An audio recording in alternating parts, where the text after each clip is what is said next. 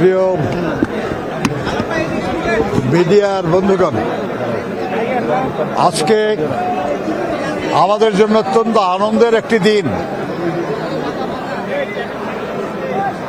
আমরা আজকে শহীদ প্রেসিডেন্ট জিয়াউর রহমান সাহেবের মাজারে এমন একজন সাথীকে নিয়ে আপনাদের সামনে উপস্থিত,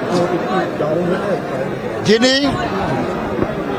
একটা অবৈধ স্বৈর শাসকের প্রায় 17 বছর কষ্ট করেছেন। আব্দুল সালাম পিন্টু সাহেব জেল ভেঙে বের হয়ে আসেন নাই, আমরাও তাকে জেল ভেঙে বের করে আনি নাই। আদালত নির্দোষ ঘোষণা করেছে। 17 বছর পর আপনারা একটা বাংলা সিনেমা অনেকেই দেখে থাকতে পারেন পুরোনো আমলের।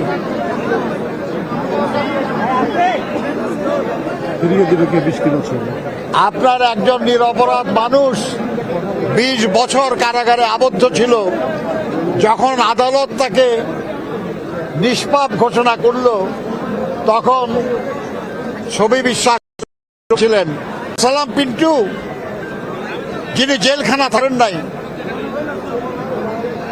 যিনি তার অত্যন্ত প্রিয়তমা কন্যার বিয়ে হয়েছে সেখানেও আসতে পারেন নাই,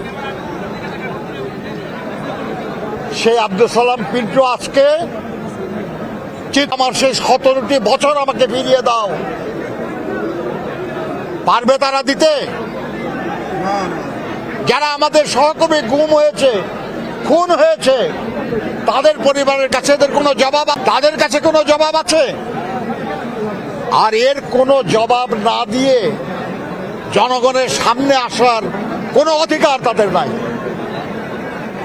আজকে আব্দুল সালাম পিন্টু সাহেবকে, আমাদের এই সাথীকে, যিনি অত্যন্ত জনপ্রিয় মানুষ, বারবার সংসদ সদস্য নির্বাচিত হয়েছেন, মন্ত্রী হয়েছেন, জেলার প্রেসিডেন্ট ছিলেন, কেন্দ্রের নেতা ছিলেন, আমরা তাকে আমাদের মাঝে ফিরে পেয়ে আমরা আনন্দিত না, খালি আমরা অনেক শক্তিশালী হলাম। তার মতো একজন নেতা, যিনি মাওলানা ভাসানের সঙ্গে কাজ করেছেন, এমন একজন নেতার উপস্থিতি বিএনপিকে আরো শক্তিশালী করবে।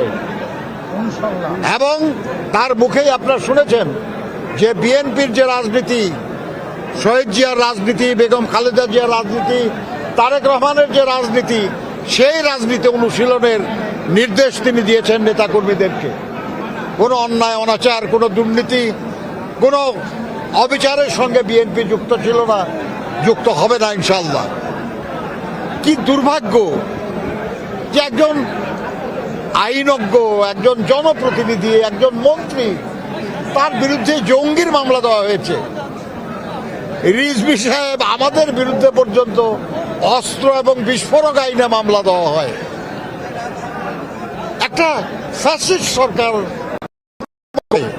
কিন্তু ইতিহাস সাক্ষী যে তারা পালিয়ে যায়। বাংলাদেশে মুক্ত সালাম পিন্টুদের মাধ্যমে আগামী দিনে আমরা সেই বাংলাদেশ গড়ে তুলব, যে বাংলাদেশের জন্য আমরা মুক্তিযুদ্ধ করেছিলাম, যে বাংলাদেশের জন্য শহীদ জিয়া 7ই নভেম্বরের মাধ্যমে আবার দায়িত্ব নিয়েছিলেন, যে বাংলাদেশের জন্য দেশনেত্রী বেগম খালেদা জিয়া উন্নয়নের রাজনীতি করেছিলেন।